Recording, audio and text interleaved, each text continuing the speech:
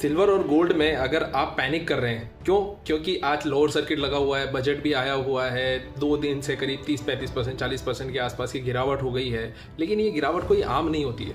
पिछले 2 महीने से सिल्वर और gold daily new high touch कर ही रहे थे और एकदम से ये अनएक्सपेक्टेड था कि ये इतना बड़ा क्रैश आएगा। ये क्रैश किसी ने भी एक्सपेक्ट नहीं किया था और जो भी एक्सपेक्टेशंस थी ना, वो 2-3%, 5% या कल का लो टच कर देगा या फिर परसों का लो टच कर देगा या फिर से रिबाउंड कर देगा, उसी तरह का था।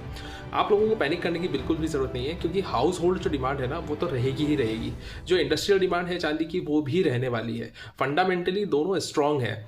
अगर आपने बिना लिवरेज के यहाँ से बाई किया हुआ है और अपना असेट एलोकेशन म्यूचुअल फंड्स के थ्रू या फिर इक्विटी के थ्रू उसको बैलेंस किया हुआ है, तो कोई प्रॉब्लम की बात नहीं है। छोटा मोटा अप एंड डाउन इक्विटी में भी चलता है और मेटल्स के अंदर भी चलता है। गोल्ड एंड सिल्वर में ये हिस्ट्री का सबसे बड़ा अपवर्ड मूवमेंट था और इतना बड़ा क्रैश भी पहली बार ही कभी देखा गया है।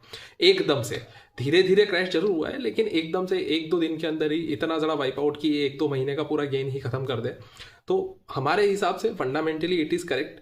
आपको पैनिक करने की ज़रूरत नहीं है। अपना असेट एलोकेशन देखिए, कहीं से लिवरेज्ड में पोजीशन बनाने की कोशिश मत करो। जितना है उतना ही इन्वेस्टमेंट करो। मैंने पहले भी आपको कहा है कि अगर आप 1 लाख से 1 करोड़ की पोजीशन बनाएंगे तो वो 1 मिनट में साफ हो जाएगा।